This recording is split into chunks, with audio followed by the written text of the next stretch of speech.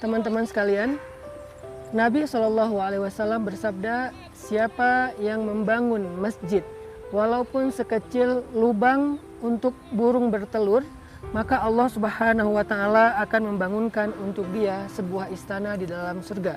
Hadis riwayat Ibnu Majah. Di dalam riwayat yang lain, Nabi juga bersabda, siapa yang membangun masjid karena Allah Subhanahu wa Ta'ala, maka Allah akan membangunkan baginya satu bangunan yang istimewa seperti itu di dalam surga. Hadis riwayat Bukhari dan Muslim. Saya pengen ngajak kepada teman-teman semuanya untuk menyiapkan sebuah properti, aset yang istimewa untuk kita di surga. Walaupun surga itu adalah ciptaan Allah yang mahal sekali harganya, nggak usah surga ya, di bumi aja kita mau beli tanah mahal banget, apalagi mau membeli pulau, membeli istana itu mahal banget. Tapi ternyata walaupun surga itu lebih mahal, Allah murahkan untuk hambanya karena Allah itu maha pemurah. Memurahkan karena Allah sayang kepada hambanya. Dan untuk bisa punya aset, properti di surga itu jauh lebih mudah daripada punya aset dan properti di dunia. Kita kalau mau punya aset properti di dunia, kita harus bekerja sekian tahun, nyicil sekian belas tahun. Itu pun cuman sepetak rumah yang tidak terlalu besar. Itu butuh belasan tahun untuk kita cicil atau bekerja menabung. Sedangkan properti atau aset di akhirat, di surga jauh lebih murah. Hanya dengan membangun masjid rumah Allah yang di dalamnya nanti akan makmur dengan kebaikan-kebaikan, ibadah, ilmu, dan dakwah, maka walaupun yang kita berikan untuk membangun rumah Allah itu hanya cukup untuk seukuran lubang burung. Ketika burung bertelur ada lubang kecil seukuran itu saja. Berapa? 10.000, 15.000 rupiah. Ibaratnya hanya membelikan satu keramik seharga mungkin 30.000 rupiah.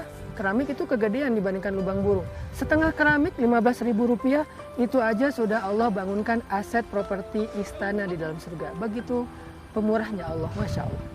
Maka apa yang membuat kita untuk menunda-nunda kebaikan, mengambil bagian dalam investasi akhirat ini? Kenapa kita berpikir bahwa kalau mau sedekah harus punya uang lebih dulu, harus punya uang banyak? Bukankah dari sisa jajan kita bisa membangun rumah di surga? Bukankah dari sisa kita belanja untuk kebutuhan sehari-hari kita bisa menyiapkan rumah di surga? Ibu-ibu, kebutuhan sehari-hari belanja berapa? 200.000? Sisain 10.000, 15.000, 20.000? Maka itu sudah bisa membangun sebuah istana, bukan rumah di dalam surga.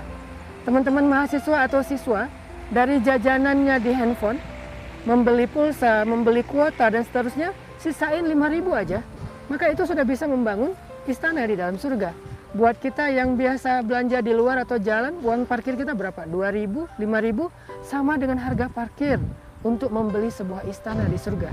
Maka dari itu saya punya sebuah proyek langit, membangun masjid yang insya Allah masjid itu akan kita ramaikan dengan ibadah, taklim, dan dakwah anak muda setiap hari.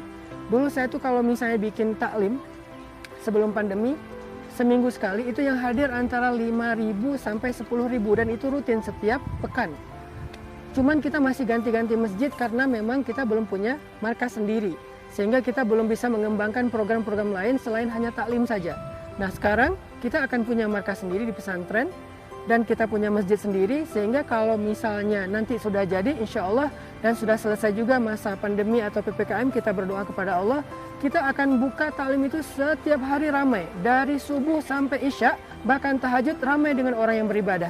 Sehingga siapapun yang ikut terlibat dalam proyek langit ini, saya yakin sahamnya atau investasinya akan berbuah amal jariah yang tidak sedikit, yang tidak sebentar, yang tidak cuma sekali, tetapi terus mengalir dengan deras dalam jumlah yang besar. Semakmur kegiatan yang ada di masjid pesantren, maka lebih makmur lagi nanti pahala jariah yang akan mengalir buat teman-teman semuanya.